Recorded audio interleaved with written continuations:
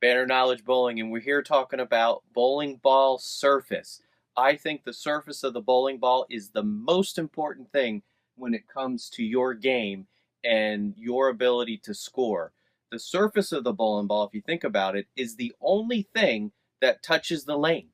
And if you have a bad surface, I'm going to bet you're going to get a bad result. So, how do we take care of the surface of the bowling ball, and what's some ways that we can manipulate it? First, let me say that after every single time I'm done bowling, I carry with me a cleaner, and I love the Power Gel Clean, and a microfiber towel, and I'll put some of the cleaner on the towel, and I'll wipe the entire ball down. And that gets all of the oil and the dirt and the grime that gets on the surface of the bowling ball when you're using it in competition. You also have to remember the ball goes back into the ball pit, goes up the wheel, comes down through the subway. All of those scuff marks are going to get onto the ball and it's going to affect your ball reaction. Clean it each and every time.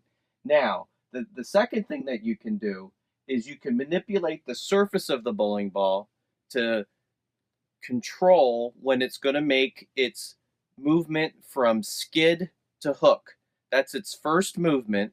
And by using some Aberlon pads, and I got a couple of them down here, you can add surface to the bowling ball to help it slow down faster. You can see I have the Venom Cobra here on the spinner, and if I want, I can go with the lower number Aberlon pad. You can go 360 or 500. That will put a lot of surface on this bowling ball. And if I put a lot of surface on the bowling ball, it's going to want to slow down much quicker. Aberlon pads go up in numbers. There's 1,000, there's 2,000, there's 3,000, there's 4,000. As you get the higher number, you're going to have a finer surface. And if you have a finer surface, it's going to slow down just a little bit later. But you want to make sure that when you're in competition, if your ball is not reading the lane correctly, add some surface to it to make it slow down. If the ball is reading the lane very early, you could also get some polish on the ball. Again, you can use the polish, you can put it on a towel, you can do it by hand, you can put it on a spinner, and if you put it on the spinner, you're going to get a bigger shine. And what will happen is if the ball is getting further down the lane, it's going to retain energy longer. Then, when it finds friction, and that's key, when it finds friction, it's going to hook harder. So, from my point of view, when I get polish on the ball, I'm going to get more of a hockey stick shape because when it finds that friction on the back part of the lane, retaining all that energy, it's going to want to release towards the pocket. If the lanes have a lot of oil and there's not a lot of friction on the lane, you can add some surface. It's going to help the ball start up sooner. And if the ball starts up sooner, it's going to use energy sooner and it's going to have that banana shape to the pocket. So it's going to hook sooner, but maybe a little bit less on the back part of the lane. Now, I'm often asked, when do I de-oil a bowling ball? Or when should I get the bowling ball resurfaced? So what I say is, again, after each time you compete and you're done, get the Power Gel Clean and clean your equipment each and every time.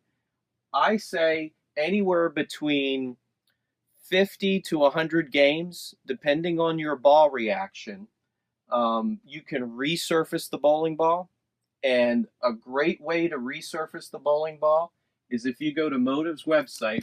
I'm going to grab an iPad here. Not sure how it's going to look, but if you go to Motiv's website here, they have their factory finish guide, and they tell you if you have a ball spinner, what Aberlon pad to use and for how long and in what succession to bring the ball back to box finish. If you have a surfacing machine that spins for you, it also has that guide coming down. And you would determine the kind of grit you would want and or polish, and then follow these steps on your spinner, and you can bring the ball back to box. Again, I think that that is somewhere in the 50 to 100 games, depending on how the ball is rolling. Ball's rolling good, I would just keep cleaning it. One last thing that you can do that I think is just absolutely wonderful is these bowling balls will absorb oil. And the Power Gel Scuff, this is fantastic. If you put this on the ball, apply it to the top half of the ball, and let it dry for maybe about 1 hour, what will happen is it'll kind of cake on, it'll become powdery.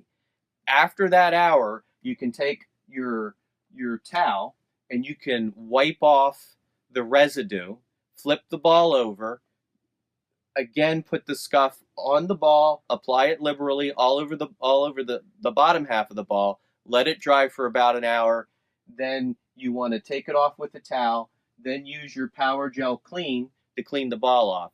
The Power Gel Scuff, as it dries, will pull out some of that oil and freshen that cover stock up. It's fantastic. I do it all the time. People always ask me, Steve, how do you keep that ball looking so good? I know that you got that a long time ago, and mine has scuff marks all over it, and it's dirty, and it's because I take care of it each and every time. I'm telling you, the surface is the most important thing when you're bowling. If you have a good surface, you're going to get a good ball reaction. And you can manipulate your surface to get the type of ball reaction you're looking for at your next tournament.